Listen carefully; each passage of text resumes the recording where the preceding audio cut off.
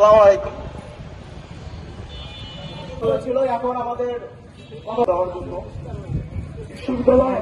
প্রভাস কুমার কর্মকার দ্বারা আমাদের এই প্রাইভেট নারী শিক্ষার্থীর সাথে যৌন নিপীড়নের মতো জঘন্য ঘটনা ঘটিয়েছে। উক্ত ঘটনার ফ্যাক্ট ফাইন্ডিং রিপোর্টের সত্যতার বিষয়ে আপনি এবং বিশ্ববিদ্যালয় প্রশাসন ইতিমধ্যে অবগত হয়েছে। এমন ন্যাক্কারজনক সামনে নৈতিকতা, মানবিকতা ও সততার পাঠ দেওয়ার কথা, তিনি নিজে এক নারীকে নিরতাহানি করেছেন, গোটা জাতিকে হতবাক করেছেন।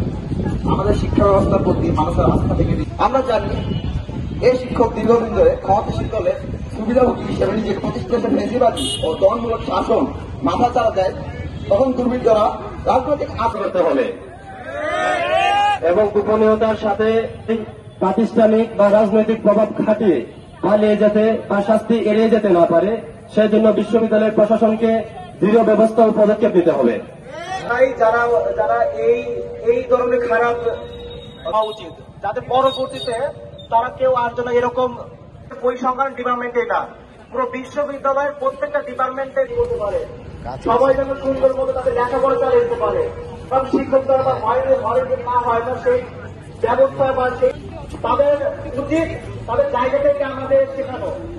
প্রত্যেকটা শিক্ষকের মাথায় থাকা উচিত যে আমরা তাদের ছেলে মেয়ে এই কুরুচিপূর্ণ মনোভাব দূর করার জন্যই আমরা আমাদের যে অন্যায় মানব না, কোন বোনের প্রতি যে অন্যায় হবে সেটা, এবং প্রত্যেকটা শিক্ষকের মাথায় যেন থাকে এবং তারা যেন এই ধরনের চিন্তা ভাবনা মাথায় নেওয়ার আগে যেন 10 বার ভাবে যে আমাদের মাঠে এখন শিক্ষার্থীরা আছে যারা এই অন্যায়ের প্রতিবাদ করতে সবসময় মুখে আছে।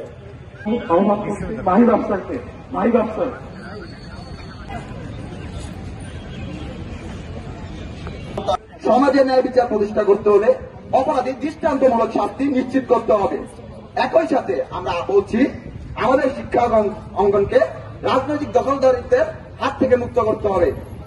বিশ্ববিদ্যালয়, কলেজ ও স্কুলগুলো হবে মুক্ত চিন্তার কেন্দ্র। মর্যাদা, নিরাপত্তা ও স্বাধীনতা ভোগ করবে ছাত্র শিক্ষক সবাই মিলে।